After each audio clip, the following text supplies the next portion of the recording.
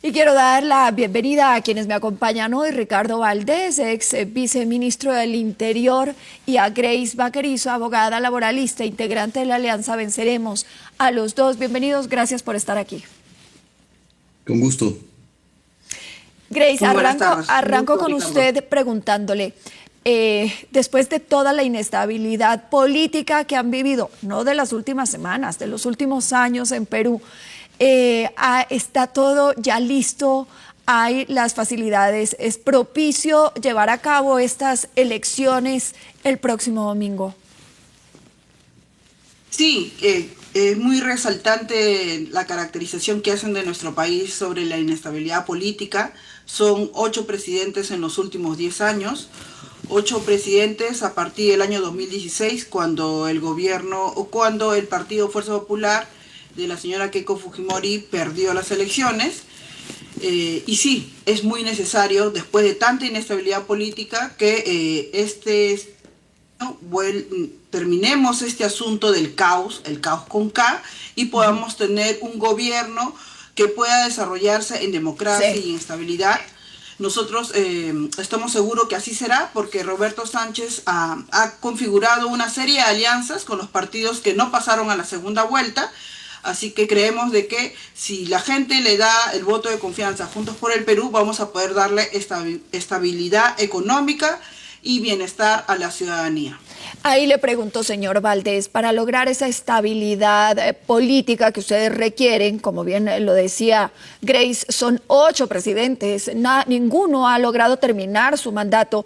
Aquí juega un rol imperativo el Congreso de la República Peruana y las alianzas que se han venido desarrollando. ¿Cómo llega, cualquiera sea el que vaya a ocupar la presidencia de la República, con esas alianzas y con esas negociaciones que pues tienen que llegar a ser, porque más allá de quién llegue a ser presidente es las alianzas que logre dentro del Congreso de la República lo que le permitan mantenerse en el poder? Eso es correcto lo que usted menciona. Yo creo que ya el Perú ha elegido el poder legislativo. La concentración del poder justamente en el Parlamento es un hecho indudable.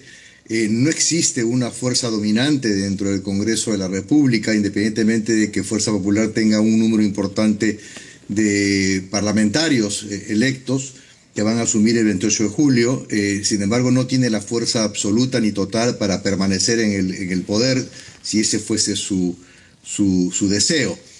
Creo que necesariamente va a haber una negociación muy fuerte, sobre todo en el Senado, que ahora tiene un rol muy importante. Estamos recuperando la bicameralidad después de décadas, y este Senado se encuentra bastante, digamos, equilibrado entre las fuerzas que lograron pasar la valla electoral. No hay una mayoría ni por parte de la derecha ni por parte de la izquierda. Creo que esto va a obligar a la negociación entre los diversos, digamos, intereses y perspectivas políticas, ¿no? Ahí les vuelvo a preguntar, Ricardo, entran no solo con este tema, sino también con un país completamente dividido. Estamos hablando, el 50% va hacia la derecha y el 50% está yendo hacia la izquierda. Se va a lograr esa gobernabilidad. Llegue cualquiera de las dos fuerzas, va a lograr gobernar para todos los peruanos con las necesidades que eso tiene, sobre todo el tema de seguridad. Este ha sido el detonante de los últimos meses. Sí, mire, la seguridad sin duda es el principal problema del país. Eso ha sido parte del debate, tanto de los equipos técnicos como de los candidatos a la presidencia.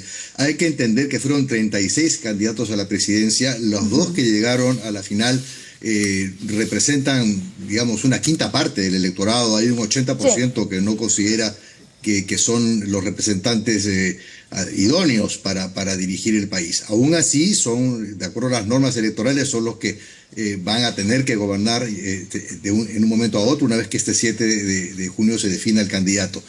Los planes políticos, si bien el plan de Fuerza Popular, Keiko Fujimori, sí se ha mantenido en lo que se refiere a Juntos por el Perú, se ha producido algunos cambios como consecuencia que, si bien el Jurado Nacional de Elecciones no lo va a considerar válido este segundo cambio, en la práctica, en términos de alianzas políticas, se han presentado inclusive con extractos idénticos que han sido, por ejemplo, el partido político que Grace Baquerizo representa, de Venceremos.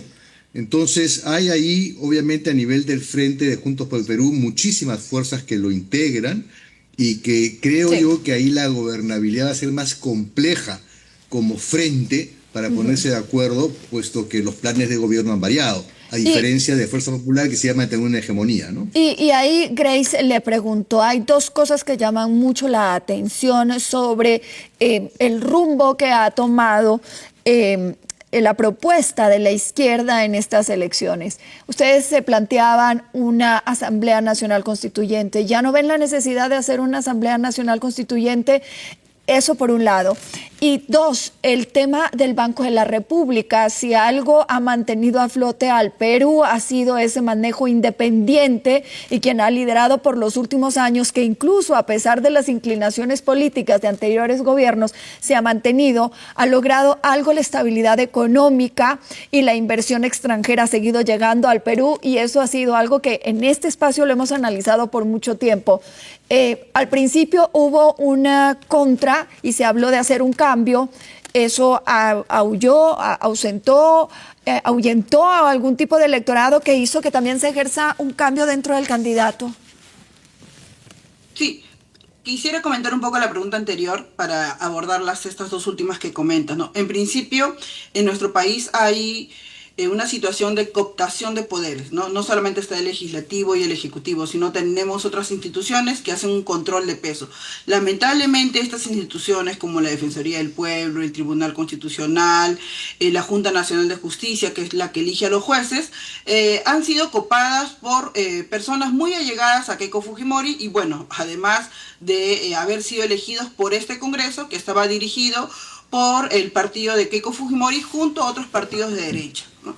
Entonces, sí va a existir un problema de gobernabilidad en el caso llegue Juntos por el Perú, en el sentido de que vamos a tener que enfrentar un escenario donde la candidata de la derecha, la candidata de Fuerza Popular, ya tiene bien instalada y posicionado su hegemonía política en otras instituciones. Cierro ese tema y abordo las últimas dos preguntas. Yo le pido que vamos con esas preguntas, porque si no nos quedamos en un único tema, y para mí, mis televidentes, creo que la idea es darles un panorama mucho más amplio sobre lo que está ocurriendo. ¿Qué va a pasar con el tema de la Asamblea Nacional Constituyente? Pues estaban sumamente firmes en que esa era la solución, que no sé qué tanto sea la solución, pero ahora parece que ya no es tanto la solución para el candidato, y también con el tema del Banco de la República. Sí, el Banco Central de Reserva. El tema de la Asamblea Constituyente, que es el la propuesta de cambio de constitución, porque nuestros hermanos colombianos recordarán que la constitución que hoy actualmente nos gobierna es una constitución heredada del año 93, o sea, fue hecha en dictadura, pero además esta misma constitución ha sido modificada, manoseada, recortada, tanto así que nuestro régimen, que era presidencialista, ahora es régimen parlamentarista, realizada esas modificaciones con esta fuerza política que representa a Keiko Fujimori, o sea, en este Congreso, ¿no? Entonces, para nosotros sí es necesaria una nueva constitución. No lo hemos modificado esa situación, pero lo que estamos planteando junto a estas fuerzas políticas es el referéndum, que tenemos que recuperar el referéndum para hacerle la consulta a la ciudadanía, al peruano, al peruana a pie, si quiere o no cambiar su constitución. Entonces, pero va a ser pues, una ruta es igual, es llegar a una constituyente, y es quizás un desgaste más largo, porque es pasarse 4 años haciendo el referéndum, la consulta, la designación de los asambleístas. Yo te cuento que nosotros en Perú, en el 2018, bajo el régimen del gobierno del presidente Martín Vizcarra, ya hemos tenido experiencia en un referéndum, y ha sido masiva la participación, y la gente votó por mayoría contundente contra la bicameralidad, contra la reelección de los congresistas. Entonces la gente sí sabe qué es participar y qué es decidir. Claro. Lamentablemente el partido de Keiko Fujimori en este congreso, en este último periodo, modificó y echó al tacho toda esa decisión ciudadana para hacer las reformas, y ahora tenemos un Senado, tenemos diputados. Entonces imagínate. Ya, entonces, pero la gente sí quiere participar. y Grace, ¿qué pasa con el Banco de Central de sí. Reserva? Mira, sí, efectivamente al inicio el señor Roberto manifestó, que es el candidato de Juntos por el Perú, manifestó de que pues ninguna persona es indispensable, ¿no? Pero como tú comentas y como es de reconocimiento social y político, el señor Velarde tiene un prestigio ganado. Y déjame hacer recordar también a los televidentes que el señor Velarde está en su puesto porque el señor Pedro Franque, que fue ministro de Economía del señor Castillo, el anterior presidente que fue vacado, el presidente de izquierda, le propusieron que se quedara. Y el señor Velarde confió en este nombramiento porque además se le puso un buen equipo económico, Sí. un buen directorio, para que puedan dirigir adecuadamente, técnicamente y por autonomía el Sí. Banco Central de Reserva. Pero, a diferencia de nuestra contendora que Grace, le puso pues una persona que no era economista y otra persona que estaba sí. vinculada al tema de la agroexportación, ¿no? Entonces, Pero el nosotros señor sí Velarde tenemos va que- ya algunas administraciones, algún tiempo allá, y resulta que yo creo que para ustedes, viéndolo desde afuera y con todo el respeto, sí hay personas que son bastante indispensables dentro del caótico movimiento político que ha tenido el Perú en estos años. Ricardo, le pregunto, le pido que redondee también pues la misma pregunta que le hacía a Grace, ¿qué pasa con ese tema? Porque le vi que ahí usted no estaba de acuerdo en ciertos argumentos o en ciertos puntos. Le voy a pedir que sea muy breve y también le voy a plantear la pregunta que después será la misma que le haga Grace. El tema de la seguridad. Esa es una de las mayores preocupaciones que tienen los peruanos, y yo creo que las líneas y los manejos de los dos candidatos también son bastante antagónicas sobre cómo debe manejarse el tema de seguridad. Bien, para ser bastante breve, acá lo que quisiera es que hay una narrativa que está instalando Juntos por el Perú como si ellos fueran virginales en lo que se refiere al manejo político. El señor Sánchez, Roberto Sánchez, ha sido parte del gabinete de Castillo, que fue un gabinete bastante desastroso, con muchísimos episodios de corrupción, y que llevó en su plancha presidencial a Dina Boluarte y al partido Perú Libre. El Partido Perú Libre ha sido parte del Congreso de la República, y el señor Sánchez también ha sido parte y viene siendo parte del Congreso de la República. Él ha participado en muchos de los acuerdos, inclusive dentro de las leyes procrimen también, sobre todo aquellas relacionadas con la minería ilegal y aquellas relacionadas con la prohibición a que los policías puedan decomisar dinamita, por ejemplo. Entonces, no es un partido virginal, son parte de lo ya conocido en términos de los problemas que hemos sostenido. ¿No? Hay 4 presidentes a lo largo de este periodo presidencial que encabezó Pedro Castillo, hoy día preso, por cierto. Bien, ahora, con respecto a los temas del Banco Central de Reserva, es absolutamente indispensable un manejo responsable de la economía. No hay forma de que se establezca, digamos, se cierren las brechas en salud, en educación, en seguridad, si es que la economía no va a buen ritmo, ni se atraen las inversiones, ni se fortalece la inversión privada. ¿Qué pasa con el tema de seguridad? Creo que ese ha sido clave porque incluso fue el detonante para la salida y los levantamientos y las movilizaciones que hubo hace un par de meses y la salida del último presidente. Ricardo, ¿qué pasa con el tema de seguridad? ¿Cuál es el manejo que plantea cada uno de los candidatos? En el caso del candidato Sánchez, ellos plantean un nivel de reforma a nivel de la Policía Nacional. Plantean a su vez una estrategia fundamentada básicamente en cambios que son estructurales e importantes. Yo creo que hay buenas cosas que están dentro del plan de gobierno de Juntos por el Perú en los temas de seguridad. En el caso de Keiko Fujimori y de Fuerza Popular, ellos plantean un tema más relacionado con el corto plazo, con el tema del manejo de la gestión institucional y del control territorial. Y a su vez plantea una reforma del sistema penitenciario que no plantea Juntos por el Perú, pero que si a mí me da mi opinión personal, yo juntaría ambos planes de gobierno para tener una perspectiva mucho más integral y potente, ¿no?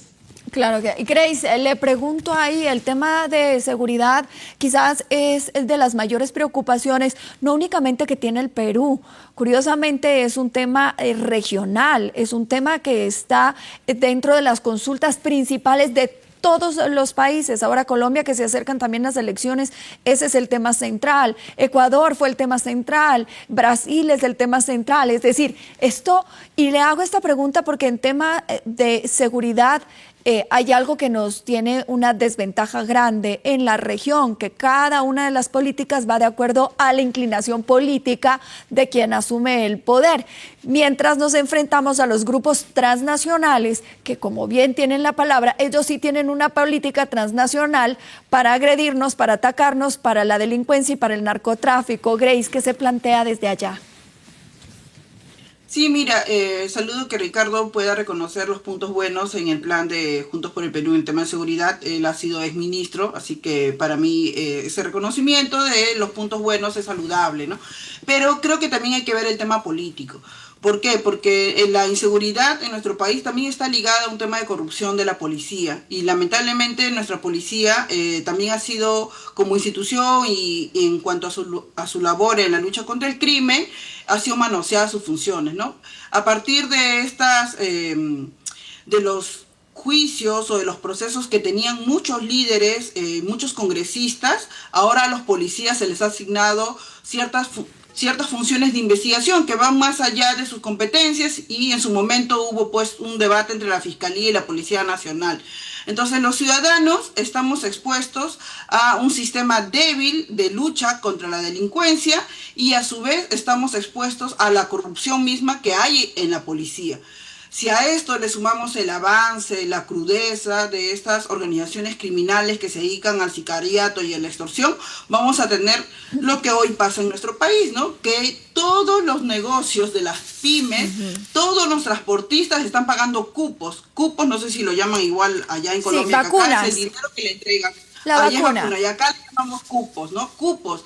Y entonces casi a diario hay un chofer muerto, hay una persona asesinada.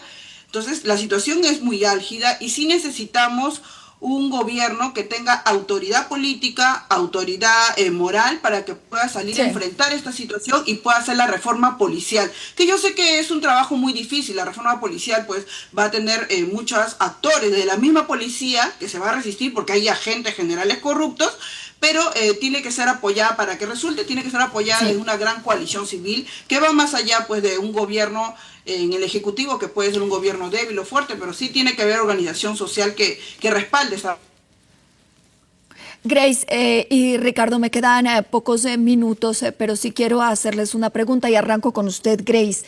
¿Qué pasa con el reconocimiento de los resultados? Sobre todo después de lo que pasó en la primera vuelta electoral en Perú. ¿Qué va a pasar? Los dos candidatos han dicho que reconocerán los resultados y además, si yo recuerdo, pues los márgenes siempre en Perú pueden llegar a ser como un voto finish. Entonces, ¿cuándo se conocería, Grace, los resultados? ¿Y qué han dicho los candidatos sobre respetar y acatar esos resultados, Grace? Sí, aquí en Perú desde el 2016, cuando ganó PPK a Keiko por algo en 14.000 votos. Sí, 13.000 o 14.000 votos.